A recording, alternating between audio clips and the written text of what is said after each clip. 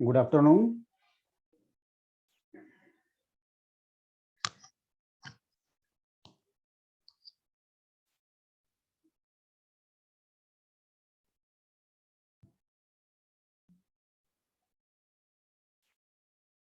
Screen clear है? Screen आ रही है ना? स्क्रीन शेयर हो रही है? ओके।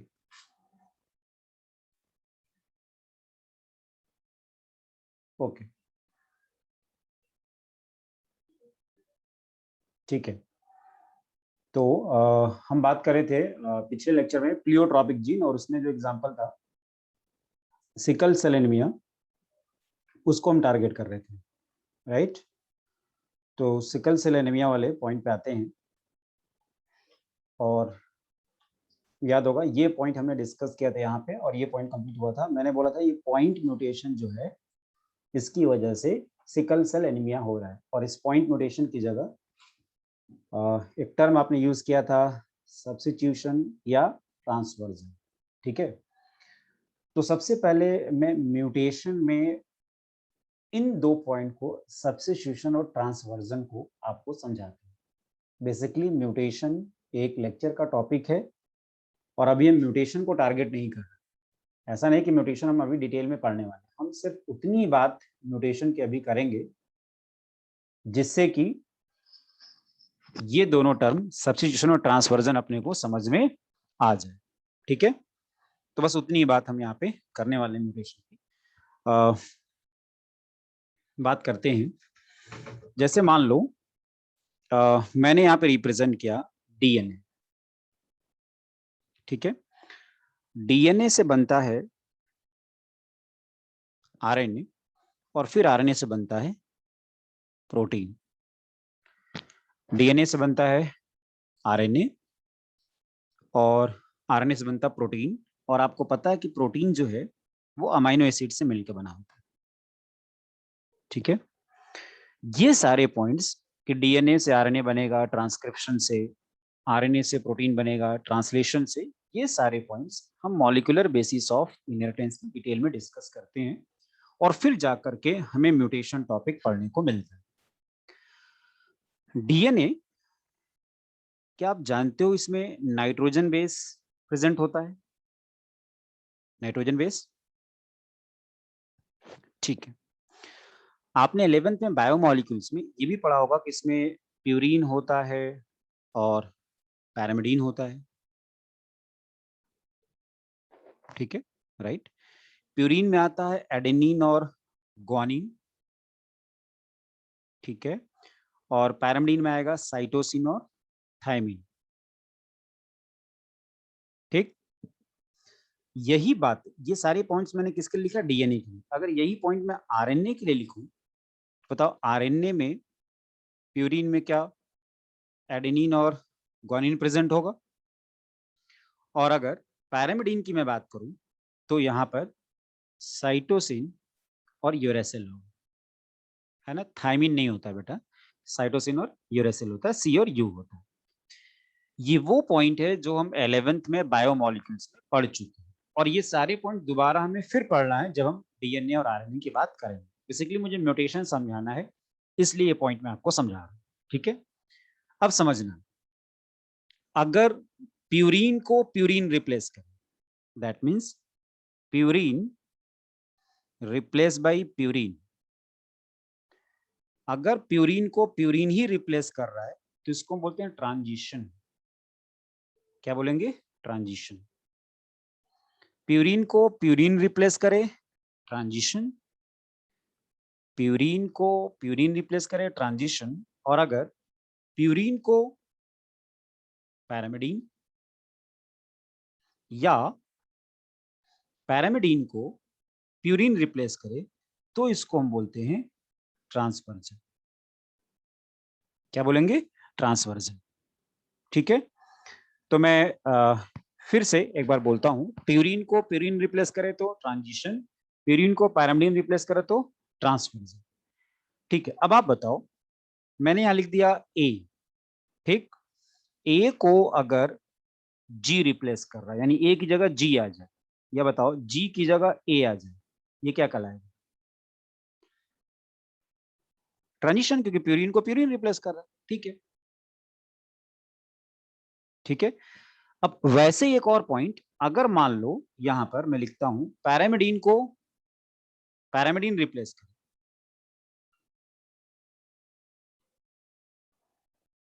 यहां पर भी दोनों तरफ सेम है, तो ये भी ट्रांजिशन का ही हिस्सा है। यानी प्यूरिन प्यूरिन पैरामिडीन पैरामिडीन, ये ट्रांजिशन है। और प्यूरिन पैरामिडीन हो जाए या पैरामिडीन प्यूरिन हो जाए तो ट्रांसवर्जन है।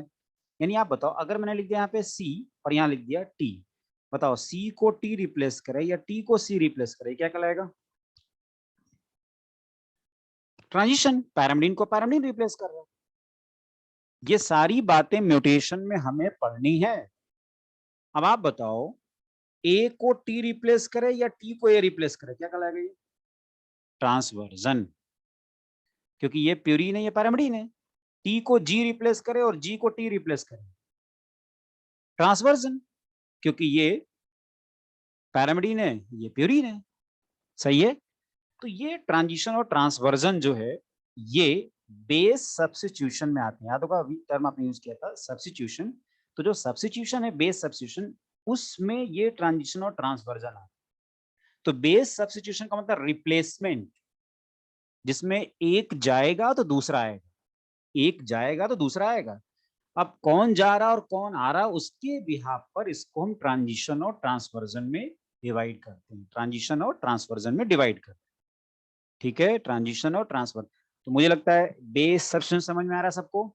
Replacement of one nitrogen base by another nitrogen base, replacement of one nitrogen base by another nitrogen base is called base substitution. और ये दो टाइप का है, ट्रांजिशन और ट्रांसवर्जन। अगर प्यूरिन को प्यूरिन या पैरामिडीन को पैरामिडीन रिप्लेस करे, ट्रांजिशन, राइट। और अगर प्यूरिन को पैरामिडीन या पैरामिडीन को प्यूरिन रिप्लेस करे तो ट्रांसवर्जन। अब सिकल सेल एनीमिया में किसका फुल फॉर्म पूछ रहे हो भाई? फुल फॉर्म किसका?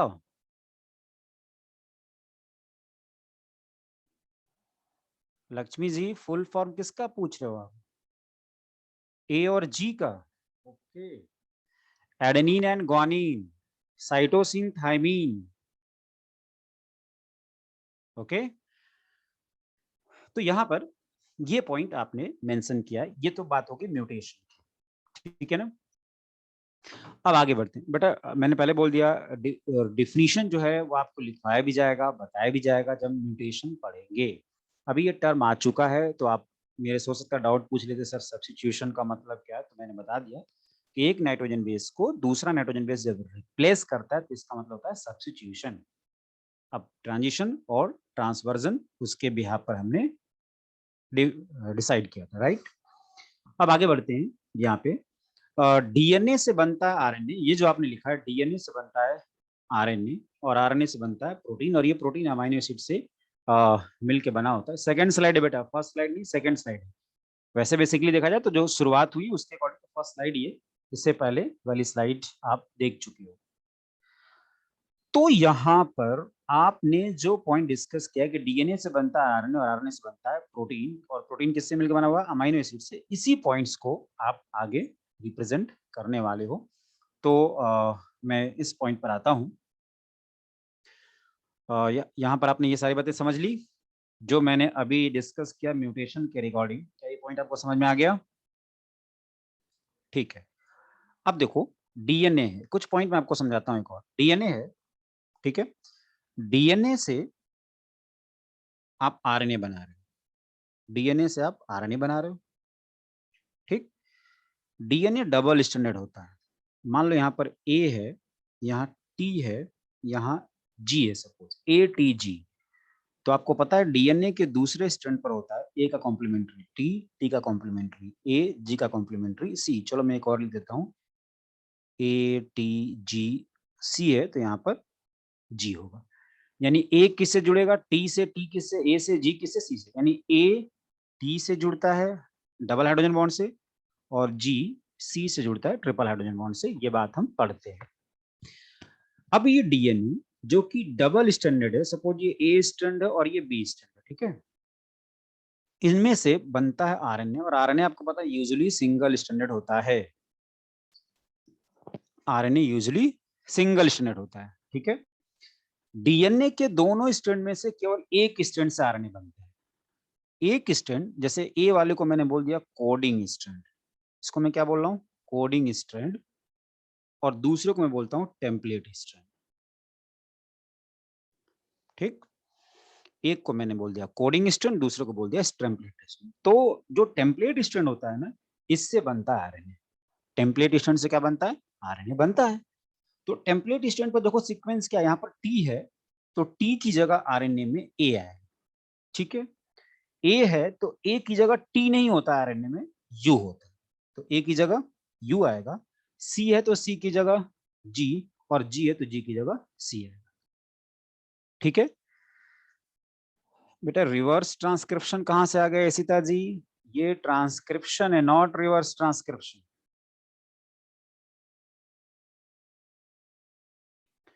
ओके, तो आपने बोला कि डीएनए में जो टेम्पलेट स्ट्रैंड है इससे बनता है आरएनए, और आपने ये आरएनए बना लिया जिस पर प्रेजेंट है ए यू जी सी। अब इस आरएनए से प्रोटीन बनाने की बात करते हैं, और ये प्रोटीन किससे मिलकर बना था, अमाइनो एसिड से। ठीक है, अब ये जितनी भी बातें हम यहाँ पे डिस्कस कर रहे हैं, ये सारी बातें हमें दोबारा डिटेल में पढ़ने को मिलेगा जब हम मॉलिक्यूलर बेसिस ऑफ इनहेरिटेंस पढ़ेंगे।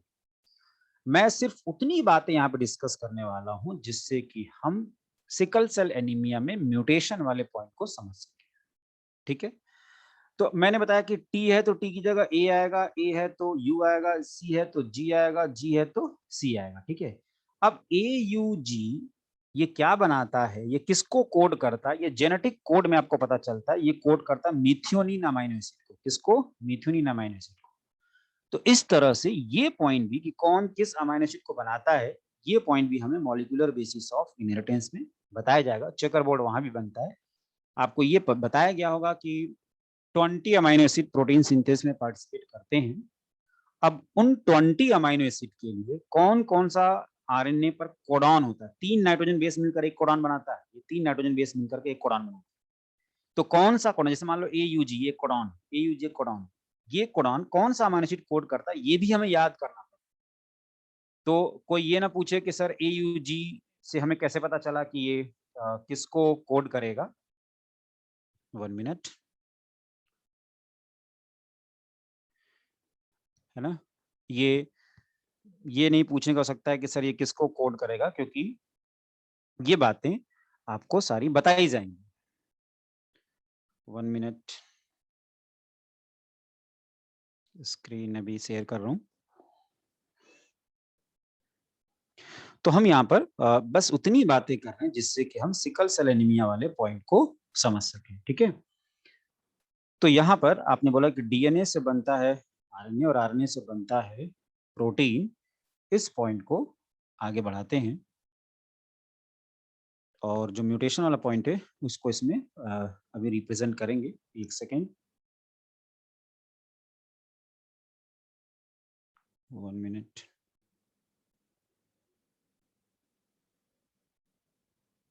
यस,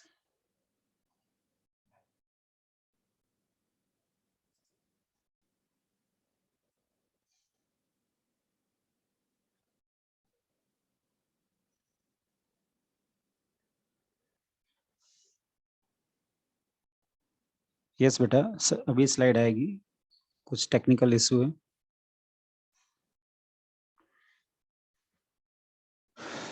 ठीक है,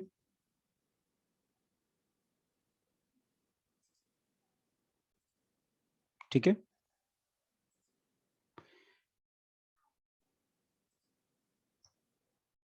चलिए, तो हमने बात की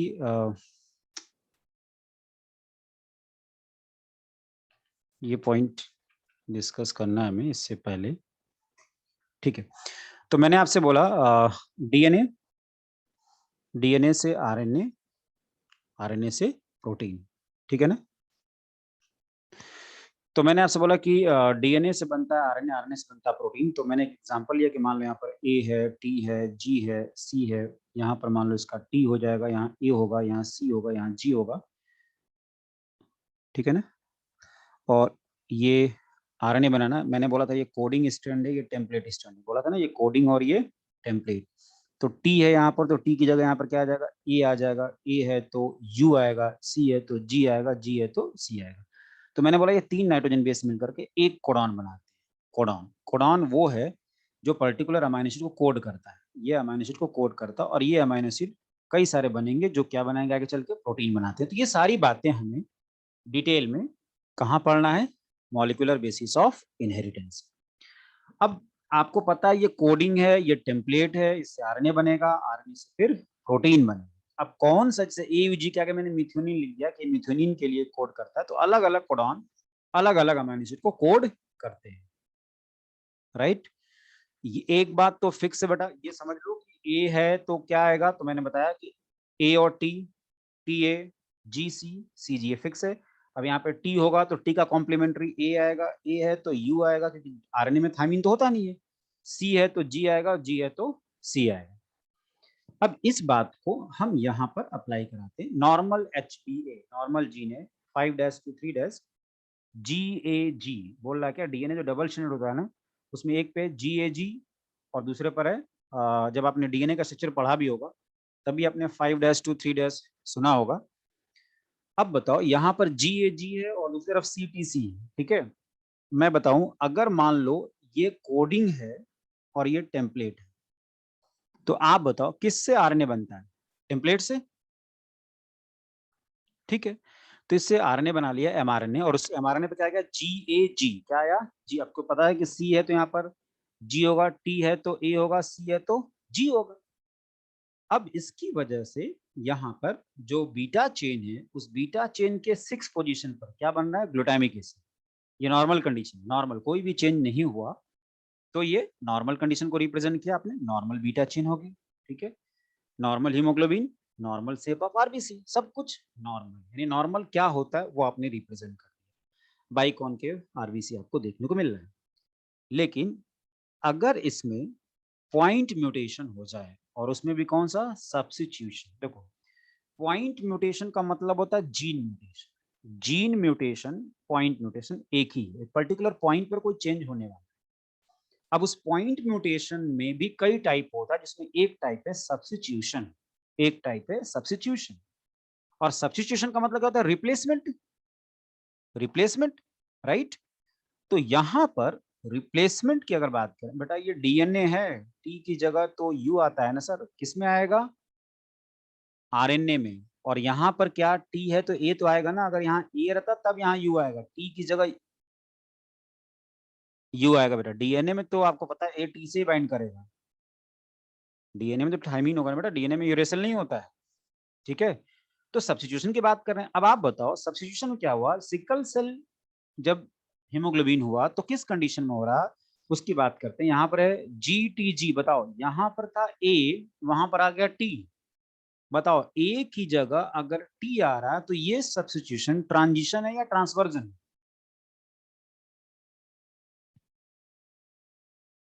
ट्रांजिशन। ए की जगह टी आ रहा है, ट्रांजिशन है ये। ए एडेनिन प्यूरिन है और थाइमिन पैरामिडीन है। प्यूरिन को अगर पैरामिडीन रिप्लेस करेगा तो ये ट्रांजिशन है या ट्रांसवर्जन है, ट्रांसवर्जन। अभी तो बताया था, प्यूरिन को प्यूरिन या पैरामिडीन को पैरामिडीन रिप्लेस करे तब ट्रांजिशन होता है। प्यूरिन को पैरामिडीन रिप्लेस कर रहा है तो ट्रांसवर्जन होगा ना ये। तो यही आपने बोला था कि यहाँ पर ये ट्रांसवर्जन की वजह से होता है सिकल सेल एनीमिया। अब बताओ यहाँ पर आ गया टी, तो अगर ए की जगह आ गया यहाँ पर टी, तो आप बताओ टी की जगह अब दूसरे स्टैंड पे क्या आ जाएगा, ये जी की जगह सी है, टी की जगह ए है, जी की जगह सी है। अब इससे आप बना लो आरएनए, ठीक है। तो आप बताओ अगर इससे हम आरएनए बनाएं तो क्या आएगा, जीयूजी, सी की जगह जी, ए की जगह यहाँ टी तो होगा नहीं, यू होगा, और सी की जगह जीयूजी। पहले था जीएजी जो बना रहा था ग्लूटामिक एसिड, अब आ गया जीयूजी, ये बनाता है वैलिन। ये क्या बनाता है, वैलिन। तो यही बात हमने पिछले लेक्चर में डिस्कस की थी कि बीटा चेन के 6 पोजीशन पर जहां पर ग्लूटामिक एसिड बनना चाहिए था, सब्स्टिट्यूशन की वजह से या पॉइंट म्यूटेशन की वजह से वैलिन आ जाता है। ओके, तो ग्लूटामिक एसिड को किसने रिप्लेस कर दिया, वैलिन ने। और ये म्यूटेशन की वजह से होता है। तो ये पॉइंट हमने यहाँ पर समझा कि यहाँ पर आ गया वैलीन। अब अगर वैलीन आ गया, सब कुछ नॉर्मल नहीं रहा, ये एबनॉर्मल बीटा चेन है, एबनॉर्मल हीमोग्लोबिन है, और अंडर लो ऑक्सीजन टेंशन, याद रखना ऑक्सीजन का कंसंट्रेशन जैसे ही कम होता है, हीमोग्लोबिन का पॉलीमराइजेशन, मतलब पॉलीमराइजेशन का मतलब उसका शेप चेंज होने लगता है, और shape of RBC change, that is sickle shape. Sickle shape RBC आपको देखने को मिलता है। ठीक है, जो भी बेटा पॉइंट म्यूटेशन कौन से स्ट्रैंड में होता है, तो कोडिंग को कंसीडर किया जाता है, और आपने देखा कोडिंग में यहाँ पर हुआ, और इसकी वजह से पूरी कहानी चेंज हो गई। जहां पर बनना चाहिए था ग्लूटामिक एसिड, वहां पर बनने लगा वैलीन, है ना।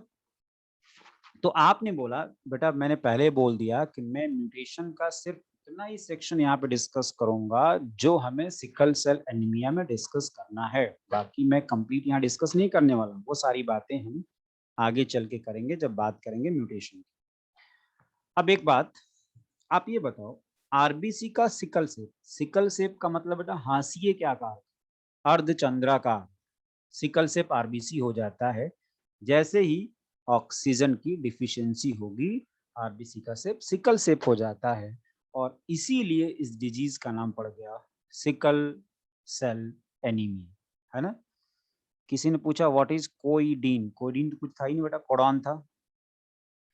ठीक है, अब थोड़ा डाउट, ठीक है ठीक है ठीक है, अब डाउट ले लेते हैं। क्या पूछ रहे हो भाई, सब्स्टिट्यूशन कोडिंग में होगा? Yes, gene mutation, point mutation, substitution equal चलेगा, कोई दिक्कत नहीं। सब्स्टिट्यूशन, एक्चुअली मैं डायरेक्ट सब्स्टिट्यूशन मत बोलो, पॉइंट म्यूटेशन दो कैटेगरी का होता है, एक होता है फ्रेम सीट और एक होता है सब्स्टिट्यूशन, तो उसी का टाइप है सब्स्टिट्यूशन।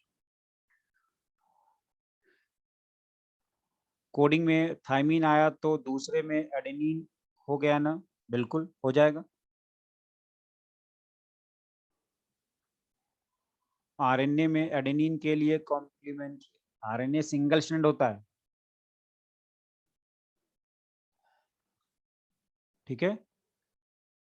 कोडॉन, 3 नाइट्रोजन बेस जो आरएनए पे प्रेजेंट है, 3 नाइट्रोजन बेस जो आरएनए पे प्रेजेंट होते हैं, वो मिल करके कोडॉन बनाते हैं जो किसी पर्टिकुलर अमीनो एसिड को कोड करता है। कोडिंग स्ट्रैंड का क्या काम है? कुछ नहीं काम है, बस टेम्पलेट के स्ट्रैंड को डिसाइड करने का काम है। फिर उसमें प्रमोटर होता है, टर्मिनेटर होता है, वो आपको मॉलिक्यूलर बेसिस में पढ़ाया जाएगा,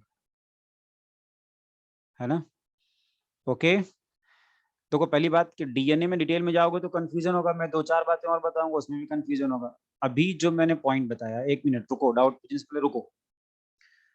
मैंने आपसे ये बोला कि sickle cell anaemia point mutation की वजह से होता है। क्या पॉइंट म्यूटेशन या जीन म्यूटेशन, जिसको हमने सब्स्टिट्यूशन बोला, ये बात समझ में आई सबको? ठीक है ठीक है, रुकना। बेसिकली जो मैं पूछ रहा हूं अगर वो क्लियर है ना तो कोई दिक्कत नहीं। बाकी चीजें जो नहीं क्लियर है दैट मीन्स उसको अभी एक्सप्लेन नहीं किया गया। नेक्स्ट पॉइंट, किसी को कंफ्यूजन अगर इसमें है कि थायमीन ए एडेनिन, तो मैं फिर से रिपीट कर देता हूँ। डीएनए में डबल स्ट्रैंड है, तो एक पर ए होगा तो उसके दूसरी तरफ टी होगा।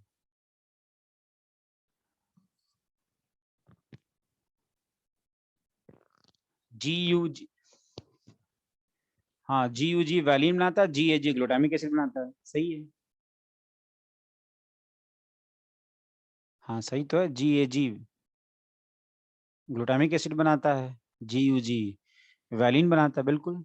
ऑक्सीजन टेंशन कंसंट्रेशन बेटा, ऑक्सीजन टेंशन मतलब कंसंट्रेशन उसका कम होगा तो आरबीसी का शेप चेंज हो जाएगा, ठीक है। आरबीसी का शेप चेंज हो जाएगा और वो सिकल शेप हो जाएगा।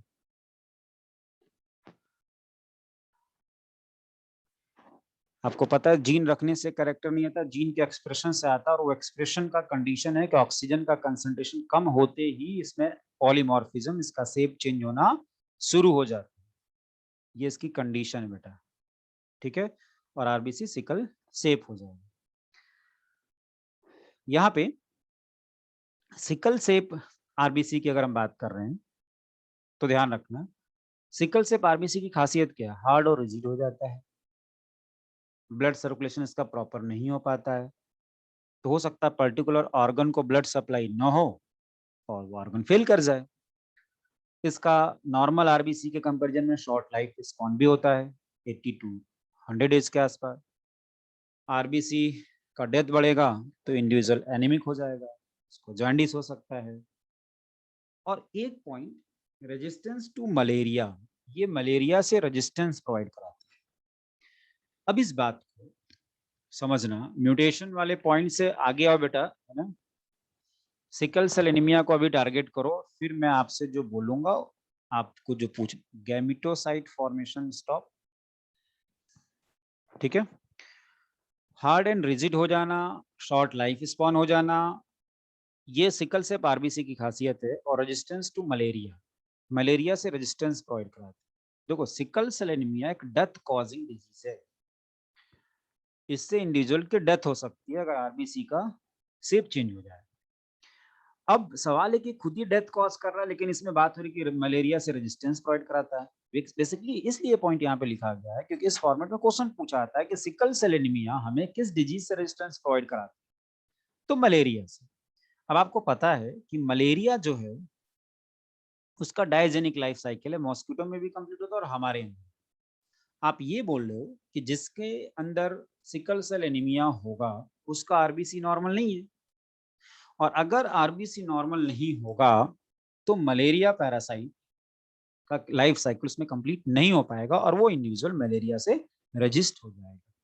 तो ये पॉइंट बाकी में साउथ अफ्रीका से आया है, जहां पर मैक्सिमम लोगों की डेथ मलेरिया से हो जाती है। तो वहां पर देखा गया कि मैक्सिमम लोग सिकल सेल एनीमिक थे।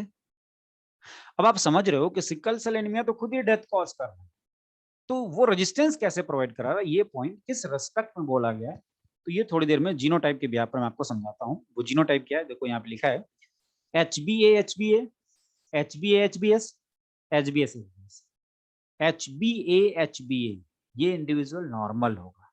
भाई सभी सिकल सेल एनीमिक तो है नहीं, तो एच बी इंडिविजुअल क्या होगा, नॉर्मल होगा। एच बी ए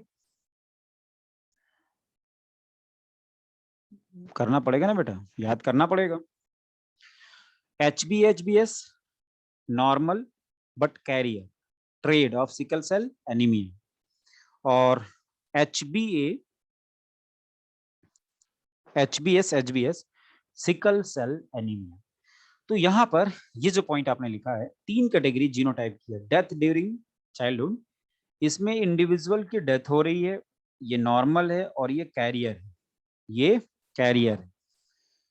और याद होगा जब हमने कोडोमिनेंस पढ़ा था तो बोला था कि कोडोमिनेंस की जो इसका कैरियर होता है वो कोडोमिनेंस का एग्जांपल है, राइट। और अगर कोडोमिनेंस का एग्जांपल है तो इसका भी याद होगा, इनके बीच इक्वल करीब, इसका भी एक्सप्रेशन आएगा, इसका भी एक्सप्रेशन आएगा।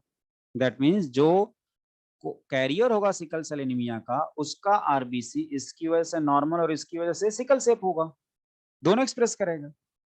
ठीक है, तो बताओ इसमें आरबीसी कैसा होगा, नॉर्मल, इसमें आरबीसी नॉर्मल, इसमें आरबीसी सिकल सेप, और इसमें नॉर्मल और सिकल सेप दोनों होगा, इसमें नॉर्मल और सिकल सेप दोनों होगा। तो जो पॉइंट, अब देखो यहाँ पर मैंने आपसे बोला था कि जो प्रोवाइडेड रेजिस्टेंस अगेंस्ट मलेरिया वाला पॉइंट था वो अफ्रीका से है।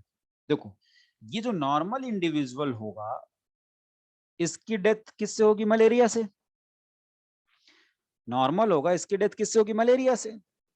अब जो एच बी एस इसकी डेथ तो सिकल सेल एनीमिया से ही हो जाएगी, इसकी डेथ सिकल सेल एनीमिया से होगी। तो बचा कौन, ये कैरियर। तो जो पॉइंट आपने लिखा था ना कि मलेरिया से रेजिस्टेंस प्रोवाइड करा था, वो बाकी में इस कैरियर वाले इंडिविजुअल के लिए लिखा हुआ है, कैरियर वाले इंडिविजुअल के लिए लिखा है।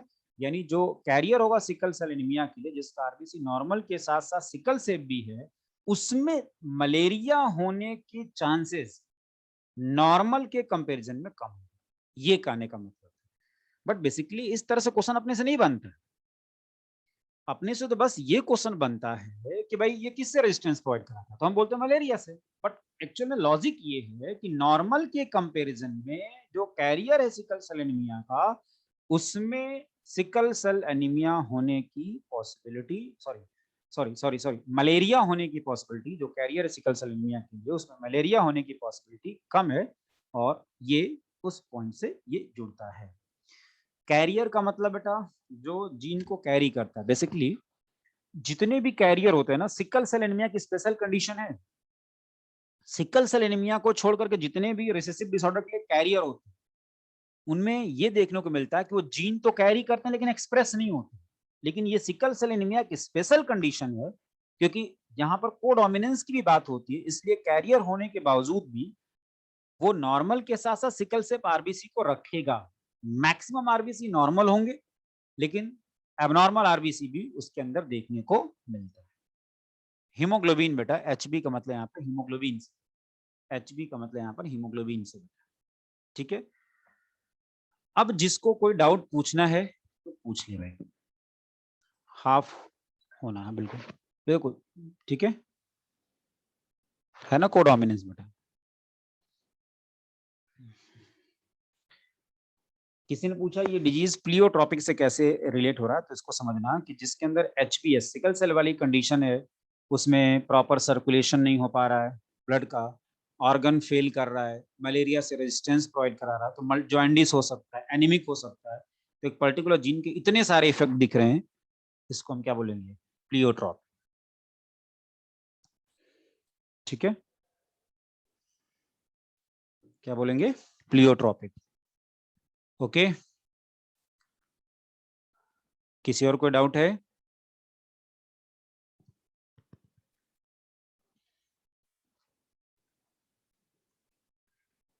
ट्रेड मतलब बेटा, ट्रेड तो आप जानते ही हो ना,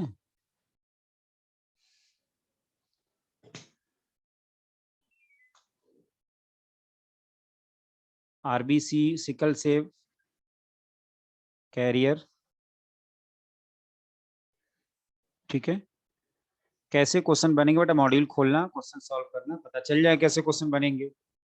बाकी मैं कुछ क्वेश्चन पूछता हूँ, उसका जवाब आप दे दो तो समझ में आ जाए क्वेश्चन कैसे बनेंगे। मैं क्वेश्चन पूछ रहा हूँ, उसका जवाब आपको देना है। ठीक है, सिकल सेल एनीमिया क्या प्लियोट्रॉपिक जीन का एग्जांपल है? सिकल सेल एनीमिया का जो कैरियर है क्या कोडोमिनेंस का एग्जांपल है? सिकल सेल एनीमिया क्या मलेरिया से रेजिस्टेंस प्रोवाइड कराता है? सिकल सेल एनीमिया क्या पॉइंट म्यूटेशन की वजह से होता है?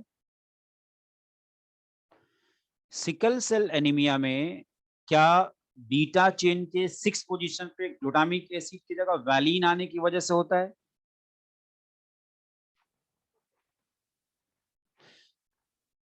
आरबीसी का शेप चेंज कब होता है?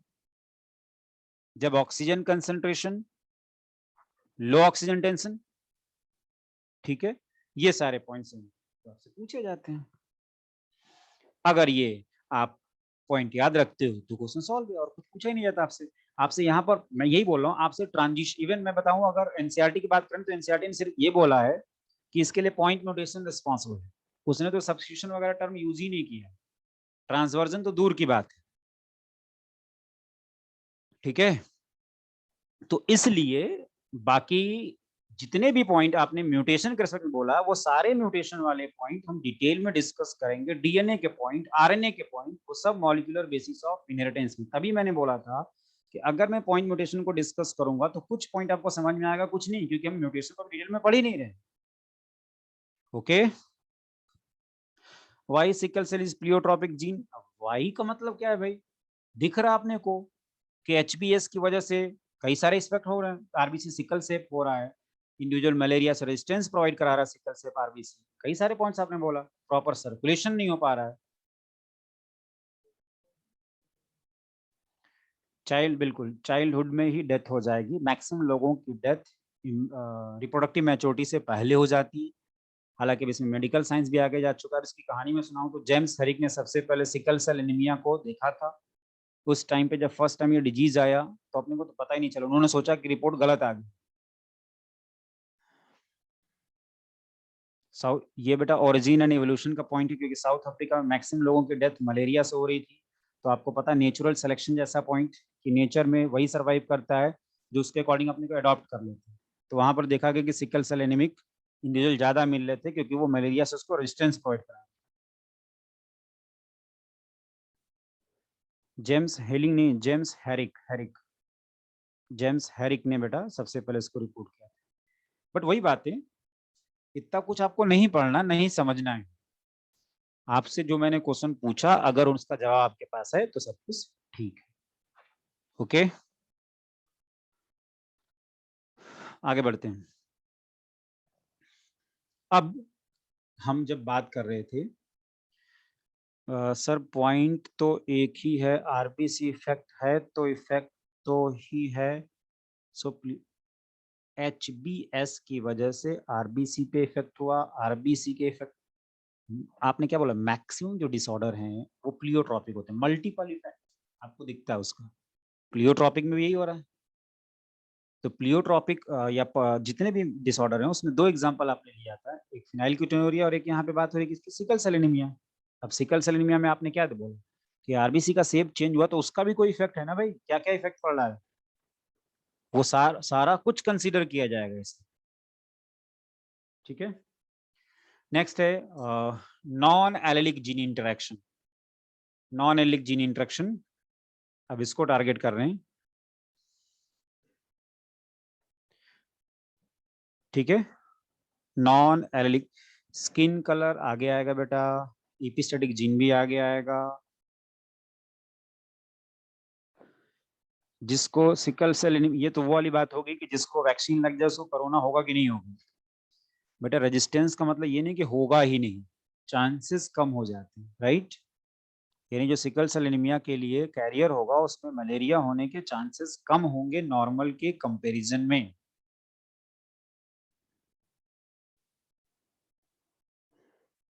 आरएनए में यू होगा, बिल्कुल हाँ।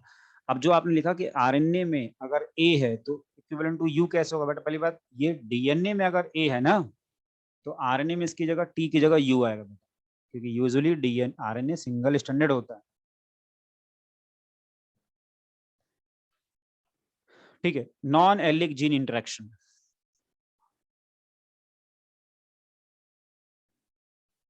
नॉन एलिक जीन इंटरेक्शन, जब हमने बात की थी, जब हमने आरएनए में थायमीन नहीं होता है,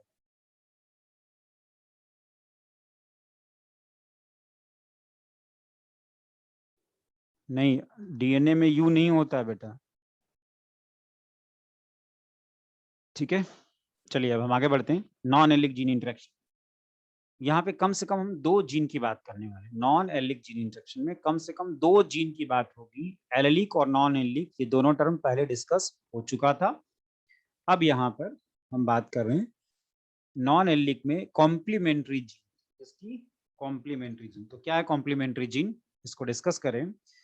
इन this interaction two non allelic gene regulate one character, two non-allelic gene regulate one character. For the development of dominant trait, the dominant allele of both gene must be present together. दोनों dominant gene का non-allelic gene का साथ में आना जरूरी है. Absence of both dominant allele of any gene will result in recessive expression. ठीक है भाई. For example, flower color of Lathyrus odoratus, sweet pea.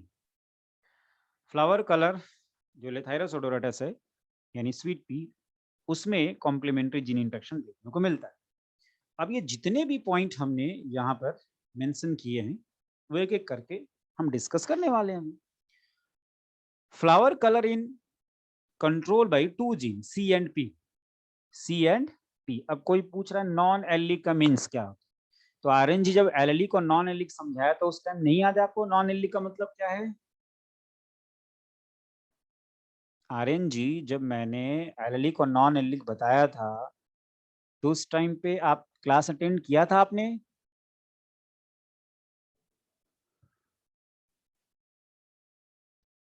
Inter इंट्राजेनी के डिफरेंट टर्म डिस्कस किया था हम लोगों ने। स्वीट पी और गार्डन पी डिफरेंट है बेटा, बिल्कुल स्वीट पी और गार्डन पी डिफरेंट है ना। ठीक है, तो पॉइंट पे आते हैं। यहां पर आपने बोला मिस हो गया था, तो अब ये डाउट अभी पूछेगा तो कैसे समझ में आएगा बता बेटा, अब मैं पिछले लेक्चर पे तो नहीं आ जाऊंगा ना मिस हो गया तो। Flower colour is control by two gene C and P, यानी सी एंड पी ये फ्लावर कलर को कंट्रोल करेगा। अब यहां पर आपने पर्पल कलर की बात की, कैपिटल सी और कैपिटल पी जो है वो पर्पल कलर के लिए रिस्पॉन्सिबल है, और capital C small P colourless यानी व्हाइट होगा, समझते हैं अभी। स्मॉल सी कैपिटल पी ये भी colourless white, small C small P colourless white. यानी कलर कब आ रहा है, दो कंडीशन है, एक कलरलेस और एक कलरफुल। बात को समझते हैं क्या हो रहा है यहाँ पे। सबस्ट्रेट है जो कन्वर्ट हो रहा है क्रोमेजन में, क्रोमेजन एक इंटरमीडिएट है, और क्रोमेजन कन्वर्ट हो रहा है एंथोसाइनिन, और ये जब एंथोसाइनिन बनेगा तो फ्लावर का कलर पर्पल होगा। ठीक है, अब यहां पर एक जीन सी है और एक जीन पी। जीन सी ने आरएनए बनाया, उससे आपको एंजाइम सी मिला। जीन पी ने भी आरएनए बनाया, इससे आपको एंजाइम पी मिला, और ये तब जाके रिएक्शन कंप्लीट हुआ। अब इस रिएक्शन को देखते हैं, और फिर उसके बाद जितने पॉइंट हमने पीछे डिस्कस किया है एक बार फिर से मैं उसको रिपीट करूंगा, इससे उसको कोरिलेट कर दूंगा। ये जो सबस्ट्रेट है ये जब इस एंथोसाइनिन में कन्वर्ट होगा तो फ्लावर पर्पल होगा। और आप ये बताओ, फ्लावर को पर्पल होने के लिए ये रिएक्शन का कंप्लीट होना जरूरी है। अच्छा, सबस्ट्रेट को क्रोमेजन में कन्वर्ट करने के लिए क्या चाहिए, एंजाइम सी चाहिए, राइट। और क्रोमेजन को एंथोसाइनिन में कन्वर्ट करने के लिए एंजाइम पी चाहिए। तो क्या मैं बोल सकता हूं कि एंजाइम सी और एंजाइम पी जब दोनों प्रेजेंट होंगे तब ये रिएक्शन कंप्लीट होगा और फ्लावर पर्पल कलर हो जाएगा, फ्लावर पर्पल कलर हो जाएगा, राइट। तो फ्लावर को पर्पल करने के लिए क्या मैं बोल सकता हूं कि जीन सी और जीन पी का साथ आना जरूरी है। तो जीन कैपिटल सी और जीन कैपिटल पी ये दोनों, अच्छा बताओ क्या सी कैपिटल सी और कैपिटल पी एक दूसरे के रेस्पेक्ट में लील है क्या? क्या नो, बिल्कुल सही। याद होगा मैंने बोला था अगर अल्फाबेट सेम है तो अलील, नहीं है तो समझे नॉन एलिक। तो डेफिनेटली हम नॉन एलिक जीन इंटरेक्शन की बात कर रहे हैं, नॉन एलिक जीन इंटरेक्शन की बात चल रही है यहाँ पे, राइट।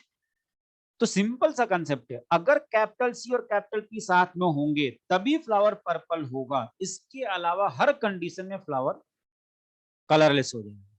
जैसे मान लो मैंने आपसे बोला कि capital C capital P capital P, ठीक है। बताओ अगर ये जीनोटाइप है फ्लावर का कलर क्या होगा? Capital capital C capital P purple होगा ना बेटा। कैपिटल सी और कैपिटल पी दोनों साथ में, कैपिटल सी कैपिटल पी दोनों साथ में होगा तो फ्लावर पर्पल, सिंपल सा लॉजिक। तो जब वो पर्टिकुलर फिनोटाइप यानी पर्पल फ्लावर तभी मिलेगा जब both dominant non allelic gene, that means capital C और capital P must be present together.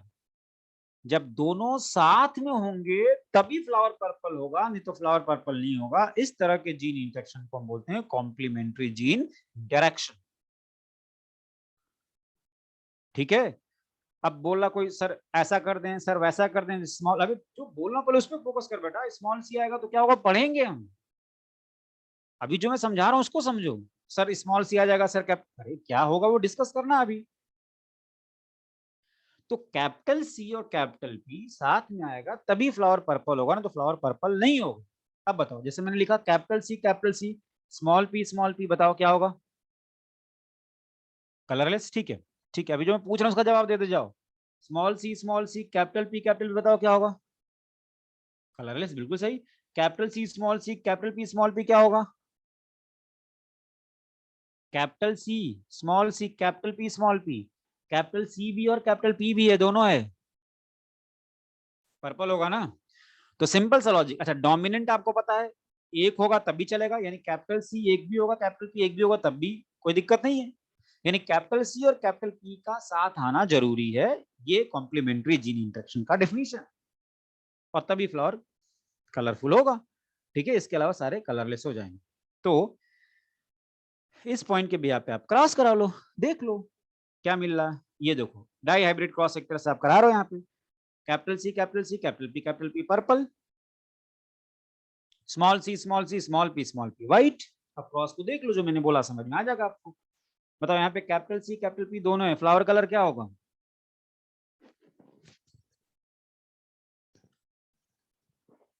White, ठीक है, पर्पल अब हो जाएगा, ठीक है। अब इनके बीच अभी बताते हैं बेटा वो क्या है गैप। अब इनके बीच सेल्फिंग करा दो, F2 जनरेशन याद होगा, ये टोटल डाई हाइब्रिड क्रॉस है। क्या ये डाई हाइब्रिड क्रॉस है? इसका क्रॉस इससे कराओ, इसका क्रॉस इससे कराओ, शॉर्टकट मेथड याद है ना?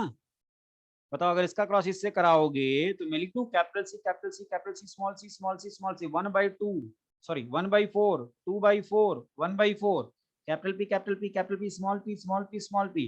बताओ 1/4 2/4 1/4 याद है?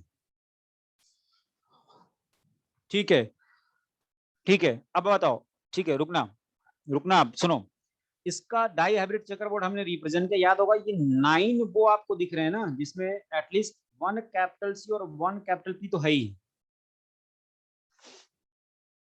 ये सारे के सारे क्या हो जाएंगे 9, 1 2 3 4 5 6 7 8 9, ये 9 क्या हो जाएंगे पर्पल, 9 क्या हो जाएंगे पर्पल, और बाकी 16 में से 9 पर्पल हो गए तो बचे कितने 7। आप देख लो ये 1 2 3 4 5 6 7, 7 क्या हो जाएगा व्हाइट, 7 व्हाइट हो जाएगा, रेशियो हो जाएगा 9:7, 9:7, यानी कॉम्प्लीमेंट्री जीन इंटरेक्शन में, बिल्कुल ये डाई हाइब्रिड क्रॉस है बेटा, डाई हाइब्रिड क्रॉस है, कॉम्प्लीमेंट्री जीन इंटरेक्शन में डाई हाइब्रिड क्रॉस में F2 जनरेशन का फिनोटिपिक रेशियो 9:7 होगा। जीनोटिपिक क्या होगा बताओ, जीनोटिपिक सेम, जीनोटाइप में कोई चेंज नहीं हो रहा है, 4x1 4x2 1x4 याद है ना, ठीक। अच्छा ठीक है, आप बताओ 9:7 जो आपको मिला ये रिजल्ट यहाँ आप देख रहे हो, आप बताओ क्या ये कैलकुलेशन हम यहां से भी शॉर्टकट मेथड से भी कर सकते हैं क्या, ये जो आपने यहाँ पे रिप्रेजेंट किया। देखो जब भी आपसे कॉम्प्लीमेंट्री जीन से क्वेश्चन पूछा जाए, हमें पता है, ध्यान देना, जब भी अपने से कॉम्प्लीमेंट्री जीन से क्वेश्चन पूछा जाए, हमें ये पता है कि दो ही तरह का फिनोटाइप मिलेगा, कुछ फ्लावर पर्पल होंगे कुछ फ्लावर व्हाइट होंगे, तो हम एक फिनोटाइप को टारगेट कर लें दूसरे को छोड़ दें। मतलब मान लो यहाँ पर आप देखो कैपिटल सी ये है ना, यहाँ पर, यहाँ भी कैपिटल सी है, यहाँ पर कैपिटल पी है और यहाँ पर कैपिटल पी, हमें पता है इनके कॉम्पोजिशन से फ्लावर पर्पल होगा बाकी व्हाइट होगा, तो इनको काउंट कर दो बाकी को छोड़ दो। बताओ अब ध्यान देना, इसका क्रॉस में इससे करा रहा हूँ, बताओ capital C capital C capital P 1/4 1/4, क्या ये 1/16 होगा, और फ्लावर क्या होगा पर्पल होगा ना, फ्लावर पर्पल। अच्छा ये इसका क्रॉस अगर इससे हम कराएं, इससे, तो कैपिटल पी स्मॉल पी 1/4 2/4 2/16 होगा, ये फ्लावर पर्पल हो गया। ओके, अब इसका क्रॉस इससे कराओ, बताओ कैपिटल सी कैपिटल पी 2/4 1/4 2/16, ये भी फ्लावर पर्पल हो गया, और लास्ट में बचा ये, इसका क्रॉस इससे करा लो, capital P small P 2/4 into 2/4 4/16, ये भी फ्लावर पर्पल है। बताओ ये 1/16 ये 2/16 ये 2/16 ये 4/16। अब देखो ये जीनोटाइप वाला आप क्या निकाल लो, ये जीनोटाइप वाला प्लांट 1 मिला, ये जीनोटाइप वाला प्लांट 2 मिला, ये जीनोटाइप वाला प्लांट 2 मिला, ये जीनोटाइप वाला प्लांट 4 मिला, और सबका फिनोटाइप सेम है पर्पल। तो पर्पल कितने हो गए, 1 2 2 4, 9/16 हो गया, पर्पल 9/16 हो गया, तो 16 में से 9 अगर पर्पल है तो 7 क्या हो जाएगा व्हाइट हो जाएगा। ठीक है, ठीक है ना। अब मैं फिर से रिपीट करता हूँ, कॉम्प्लीमेंट्री जीन इंटरेक्शन में, मैं फिर से रिपीट करता हूँ, कॉम्प्लीमेंट्री जीन इंटरेक्शन वो इंटरेक्शन है, मैं ठीक है ऑल ओके अच्छी बात है, मैं फिर से रिपीट करता हूँ फिर भी, कॉम्प्लीमेंट्री जीन इंटरेक्शन वो इंटरेक्शन है जिसमें both dominant non allelic gene capital C capital P जब साथ में आएंगे तभी पर्टिकुलर फिनोटाइप यानी फ्लावर पर्पल मिलेगा। क्रोमोजेनिक इंटरमीडिएट है जिससे कलर नहीं मिलने वाला, इंटरमीडिएट है, कलर एंथोसाइनिन की वजह से मिलता है। ठीक है, अब बताओ कॉम्प्लीमेंट्री जीन इंटरेक्शन में कैपिटल सी कैपिटल पी साथ में आएगा तो फ्लावर पर्पल होगा। नॉर्मली डाई हाइब्रिड क्रॉस में कॉम्प्लीमेंट्री जीन इंटरेक्शन का F2 जनरेशन में फिनोटाइपिक रेशियो 9:7, और जीनोटाइपिक रेशियो अगर पूछ लिया जाए मान लो तो 4x1 4x2 1x4 बताना है, बट जनरली फिनोटाइपिक रेशियो आपसे पूछा जाए। जहां तक सवाल है कॉम्प्लीमेंट्री जीन का, एक तो इसके डिफिनीशन से क्वेश्चन बनता और दूसरा क्वेश्चन इसमें कुछ क्वेश्चंस भी आपसे पूछे जाते हैं। अब देखो यहाँ पर ये जो रिप्रेजेंटेशन दिखाया गया, ये 9 है, ये जो गैप वाली बात, ये 3 है, ये 3 है और ये 1 है। आप बताओ ये कैपिटल सी और कैपिटल पी, ठीक है, क्या है गैप, किसी ने पूछा था, बता दूं, कैपिटल सी कैपिटल पी है ना। अब बताओ इसके अलावा यहाँ पर कुछ भी आए क्या फर्क पड़ता है, सारे पर्पल ही तो होंगे, ठीक है।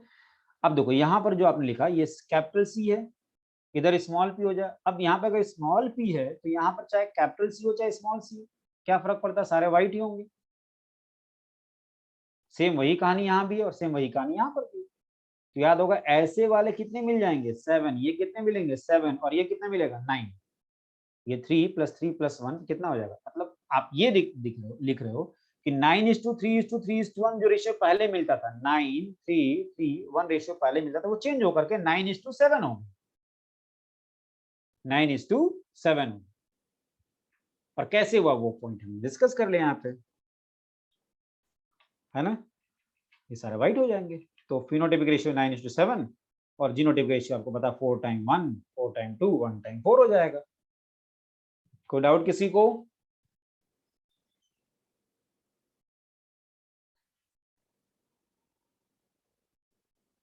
ठीक है, आगे बढ़ते हैं। क्वेश्चन है आपके सामने और इस क्वेश्चन को आपको सॉल्व करना है। With respect to flower colour of lathyrus odoratus, genotype of plant is capital C small C capital P small P. किसी ने पूछा कि कैपिटल सी स्मॉल पी में कलरलेस क्यों होगा, क्योंकि कलरफुल कब होगा, जब कैपिटल सी और कैपिटल पी दोनों साथ में होंगे। कैपिटल सी और स्मॉल पी में बेटा कैपिटल पी नहीं है तो कलरलेस ही तो होगा, ठीक है, ठीक है। This plant is crossed with capital C small P genotype plant. Find out probability of purple and white flower respectively in offspring. तो बताओ ये है क्रॉस, हमें क्रॉस कराने आता है, इससे 4 गैमीट, इससे 2 गैमीट, इन गैमीट्स को फ्यूज करा लें, ये रिजल्ट मिल गया। तो अब बताओ इसमें पर्पल कितने होंगे और कितने व्हाइट हमें पता है, लेकिन शॉर्टकट मेथड आपको याद होगा, इस तरह से करते थे हम लोग, ये ऐसे। अब बताओ यहां पर यही होगा ना, यहां पर ये हो जाएगा, इसको मल्टीप्लाई करा लो, बिल्कुल किसी ने सॉल्व भी कर लिया, 3/8 5/8 हो जाएगा। कोई डाउट किसी को? मैं देखो सिंपल सा, मैंने आपको यही तो बोला था कि क्रॉस कराने का पैटर्न नहीं बदलेगा, बस कंसेप्ट बदला तो देखना क्रॉस वैसे ही कराना पहले की तरह, कब 1/2 कब 2/4 ये पता आपको, बस याद रखना कि कैपिटल सी कैपिटल पी साथ में आएगा तो कलरफुल होगा, नहीं तो कलरलेस हो जाएगा, ठीक है, हो जाएगा ना। ठीक है, क्वेश्चन मैं आपसे पूछता हूं, capital C capital P flower का कलर बताओ, फ्लावर का कलर पर्पल, ठीक है। Capital C small P white, ठीक है, बिल्कुल सही। अब बताओ इस जीनोटाइप में कैपिटल स्मॉल पी इस जीनोटाइप में क्रोमेजन बनेगा कि नहीं बनेगा, क्रोमेजन बनेगा ना, बिल्कुल ठीक, याद है ना, एंथोसाइनिन नहीं बना, ठीक है। अब मेरा क्वेश्चन है स्मॉल सी कैपिटल पी, आप बताओ क्या इसमें क्रोमेजन बनेगा, क्रोमेजन भी नहीं बनेगा, फ्लावर भी व्हाइट होगा, और आपको पता है जब क्रोमेजन नहीं बनेगा तो एंथोसाइनिन कहां से बनेगा, सिंपल सा लॉजिक है, जब क्रोमेजन नहीं बनेगा तो एंथोसाइनिन कहां से बनेगा, यस। तो मान लो अगर इस तरह से क्वेश्चन पूछा जाए कि capital C small P genotype वाले प्लांट में फ्लावर का कलर कैसा होगा और उसमें क्रोमोसोम बनेगा कि नहीं बनेगा, तब भी आप जवाब दे सकते, ठीक। एक और बात, एनसीईआरटी ने कॉम्प्लीमेंट्री जीन इंटरेक्शन या इसके बाद जो हम एपिस्टेटिक पढ़ने वाले हैं इनमें से किसी की भी बात नहीं की है, एनसीईआरटी में ये जीन इंटरेक्शन है ही नहीं। तो आज के डेट में इन पॉइंट से क्वेश्चन पूछा जाए चांसेस कम है, लेकिन फिर भी हम लेके चलते हैं कि अगर क्वेश्चन पूछा जाए इससे तो हम इनके क्वेश्चन को सॉल्व कर सकते हैं, राइट। किसी ने पूछा सर इस क्वेश्चन के एक बार और समझो, कुछ नहीं करना बेटा, देख इसका इससे क्रॉस करा ले, ये इसका इससे क्रॉस कराओ, ये क्रॉस कराएं, अब कहाँ पे 1/2 कहाँ पे 2/4 आपको पता, फिर उसको मल्टीप्लाई करके रिजल्ट की एनालिसिस कर लो। इसीलिए ये डिटेल मेथड ये भी है, आप देख लो ये पर्पल है, ये पर्पल है, ये पर्पल है, बाकी 5 वाइट हो गए, 8 में से 3 पर्पल हो गया, 3/8 बाकी वाइट, लेकिन इसमें टाइम ज्यादा लगेगा, बेटर है ऐसा क्वेश्चन सॉल्व कर लो। किसी ने पूछा सर ये 5/8 कैसे हो गया, 3/8 कैसे हो गया, तो इसके लिए तो बेटा तुझे ये देखना, ये जाइगोट बनाया ना 8 1 2 3 4 5 6 7 8 क्रॉस करा दिया आपके लिए बेटा। अब इसमें से मान लो ये पर्पल है, लिख दूं यहाँ पर, ये पर्पल है, ये भी पर्पल, ये भी पर्पल, तो पर्पल कितने मिले 3, 8 में से 3/8, व्हाइट कितना मिला 1 2 3 4 5, ये 5/8 हो जाएगा।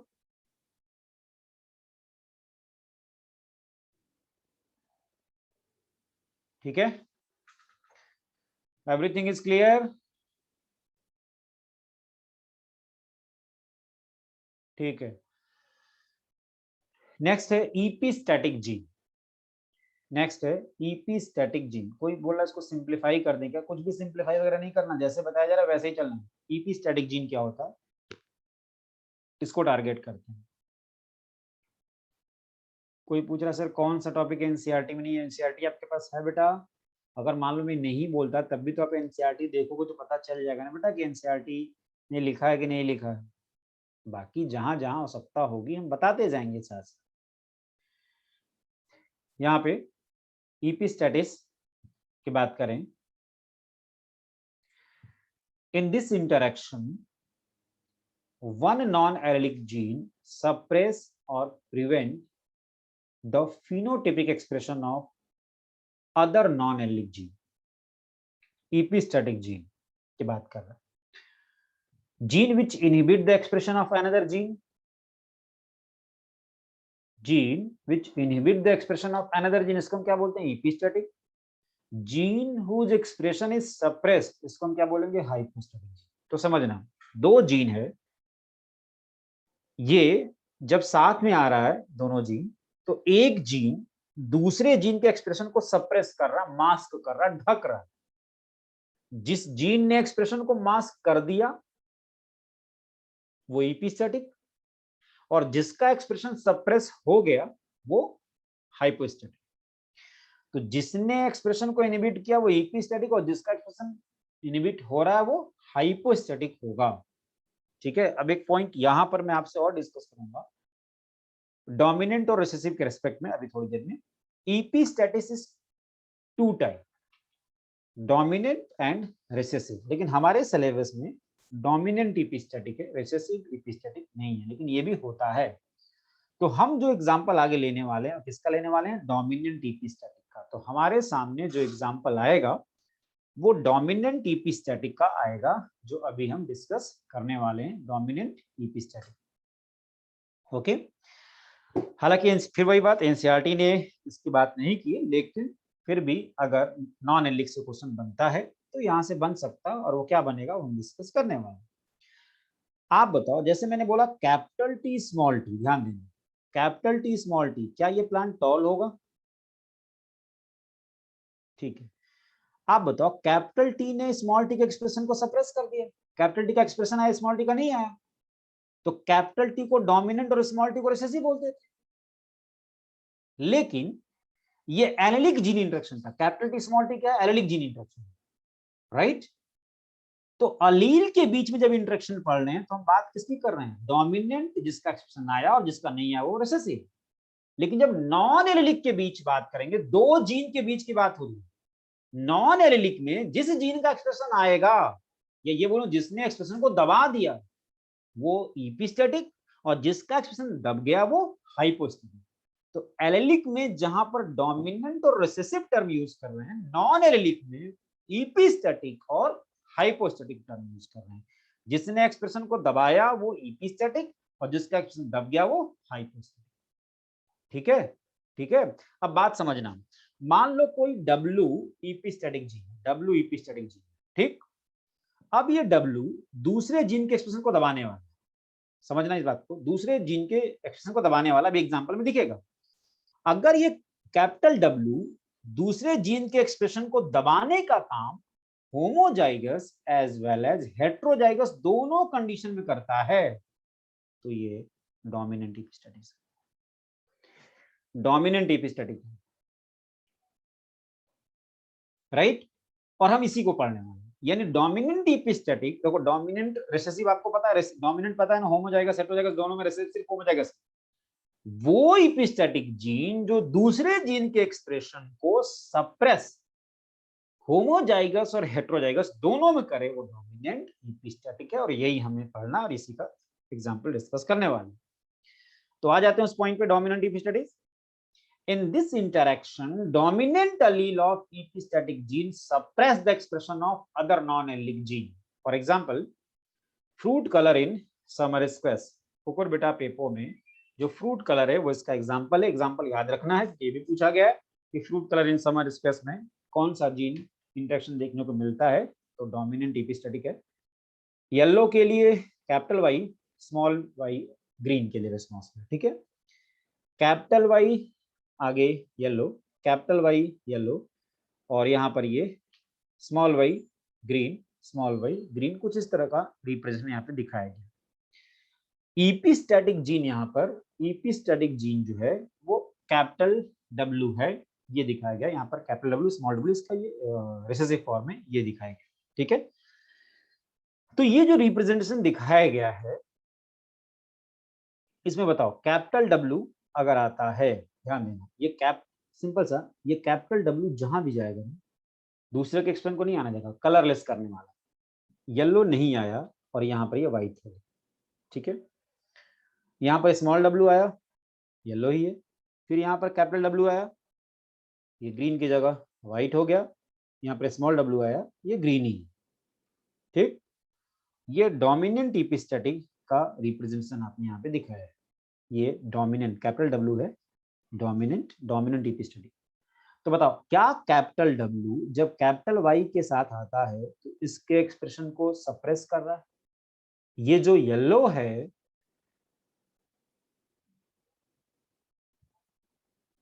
ये येलो है, ठीक है, ये येलो है, यहाँ पर कैपिटल W और यहाँ पर कैपिटल Y। तो कैपिटल Y की वजह से आना चाहिए था येलो, लेकिन क्या आ रहा है व्हाइट, इसके कलर को इसने सप्रेस कर दिया, कलरलेस कर दिया।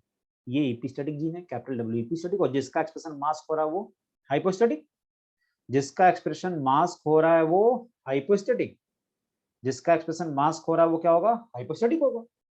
दैट मींस यहां पर आपने बोला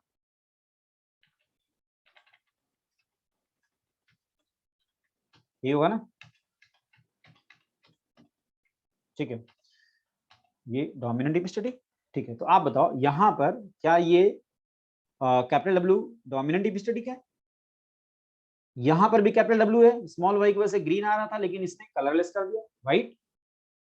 इसका मतलब है कि जो क्रॉस हम अभी कराएंगे उसमें आपको यही रिजल्ट देखने को मिलेगा कि जहां भी कैपिटल W आएगा, कैपिटल W वो दूसरे के एक्सप्रेशन को, कलर को नहीं आने देगा, दूसरे के एक्सप्रेशन को नहीं आएगा, चाहे वो होमोजाइगस हो चाहे वो हेट्रोजाइगस हो। हर कंडीशन में आपको ये देखने को मिलेगा, वो कलरलेस कर देगा, कलर को नहीं आने देगा।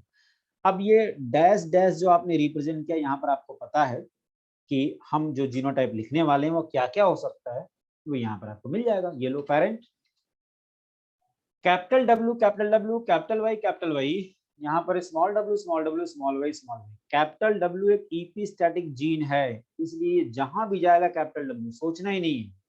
यहाँ पर अंकित कुमार पूछ रहे हैं कि दोनों जीन सेम कैरेक्टर को कंट्रोल कर रहा है क्या? कौन सा जीन बेटा, कौन सा जीन पूछ रहे हो, कौन सा जीन है, कौन सा जीन बेटा?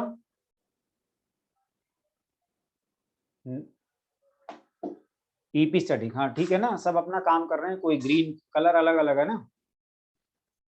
तो यहाँ पे कैपिटल डब्ल्यू, ठीक है। अब दो कैपिटल, सिंपल सा लॉजिक यहाँ पे याद रखो, जहां भी कैपिटल डब्ल्यू आएगा, जहां भी कैपिटल डब्ल्यू आएगा वो सारे के सारे व्हाइट हैं, सोचना ही नहीं है। यानी कैपिटल डब्ल्यू चाहे वो होम हो जाएगा सो, चाहे capital W small W cut हो जाएगा, व्हाइट ही होगा। क्रॉस करा लो आप इसमें। अब बताओ यहाँ पे कैपिटल डब्ल्यू सोचना ही नहीं है, कैपिटल वाई येलो के लिए था, लेकिन कैपिटल डब्ल्यू है तो व्हाइट ही होगा। Capital W small W, capital Y small, बताओ क्या ये कैपिटल डब्ल्यू है तो व्हाइट होगा? आपने बोल दिया व्हाइट हो गया। अब इसके बाद ये F1 के बाद आप जब आगे क्रॉस कराओगे, F1 के बाद जब आप आगे क्रॉस कराओगे तो आपको यहाँ पे जो रिजल्ट मिलने वाला है उसको आप टारगेट करो। क्या मिला? आपने सेल्फिंग करा दिया, राइट।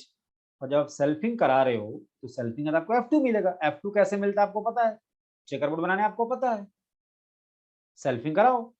अब बताओ यहाँ पर मैं रेशियो लिखता हूँ 9:3:3:1 ऐसे मैंने लिख दिया। आप बताओ कैपिटल डब्ल्यू यहां भी है और कैपिटल डब्ल्यू यहां भी है, ठीक है।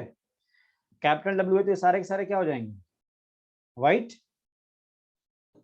व्हाइट ही होंगे ना। उसके बाद बताओ यहाँ पर ये कैपिटल डब्ल्यू नहीं है तो इस कैपिटल वाई की वजह से क्या मिलेगा, येलो।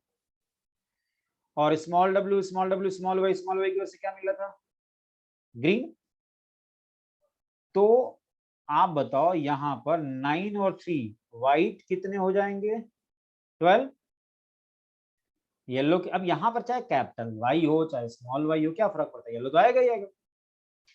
वैसे ही यहाँ पर बताओ येलो कितना हो जाएगा 3 और यहाँ पर ये 1, तो रेशियो क्या जाएगा 12:3:1, 12:3:1, ठीक है। अब ये बातें आप क्रॉस करा के भी देख सकते हो। तो आपको अगर इसमें मान लो किसी किसी इसमें डाउट है तो वो क्या करे, ये डायहेब्रिड का चेकर बोर्ड बना ले। जब आप चेकर बोर्ड बनाओगे तो सिंपल सा लॉजिक है, आप ये देखना जहां भी कैपिटल डब्ल्यू है चाहे वो होम हो जाएगा चाहे हेट हो जाएगा, फिनोटाइप क्या लिखना है, व्हाइट। जहां पर कैपिटल डब्ल्यू के बिना कैपिटल वाई आएगा वो येलो के लिए हो जाएगा, तो 3 येलो मिल जाएंगे और एक ग्रीन मिल जाएगा। इस तरह से ये रिजल्ट आपको मिलेगा, राइट। तो इस तरह से हम इसकी एनालिसिस कर सकते हैं, ठीक है। तो जहां भी कैपिटल डब्ल्यू चाहे वो होम हो जाएगा चाहे हेट हो जाएगा, सो सारे व्हाइट हो जाएंगे। उसके बाद येलो और फिर ग्रीन की बात करेंगे, ये रेशियो आपका 12:3:1 हो जाएगा। और जीनोटाइपिक रेशियो आपको पता है, जीनोटाइपिक रेशियो में कोई भी चेंज नहीं होता है। ये फिनोटाइपिक रेशियो, बिल्कुल ये फिनोटाइपिक रेशियो बेटा, राउंड येलो जो भी आप बोलते हैं, यहाँ पे व्हाइट बोल लो, येलो बोल लो, ग्रीन बोल लो, ये सब फिनोटाइप ही है। तो यहाँ पर फिनोटाइपिक और जीनोटाइपिक रेशियो की बात हमने की, ये फिनोटाइपिक और जीनोटाइपिक रेशियो है।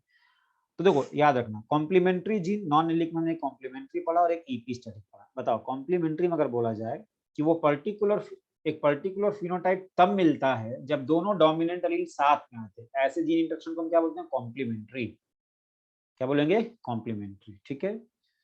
ईपी स्टडी का डेफिनेशन है कि वो, मैं डोमिनेंट ईपी स्टडी की बात करूं तो डोमिनेंट एलील जो दूसरे नॉन एलिक जीन के एक्सप्रेशन को सप्रेस कर दे, मास्क कर दे, इनहिबिट कर दे, इसको हम क्या बोलेंगे, epistatic gene.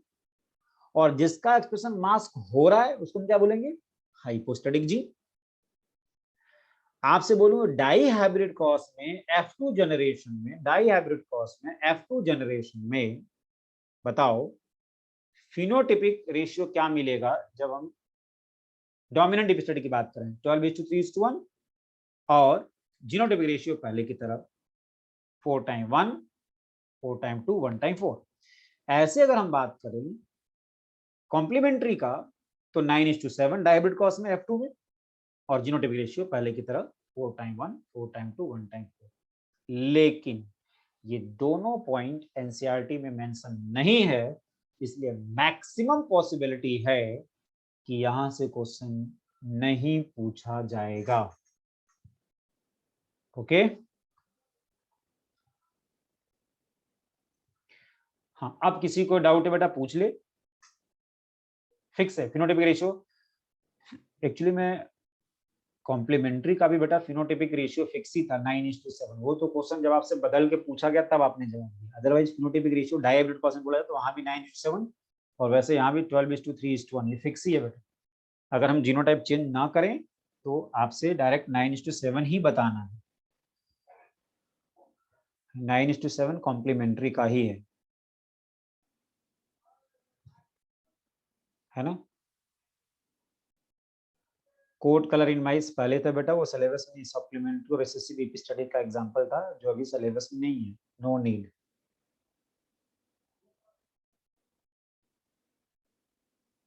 Okay, thank you.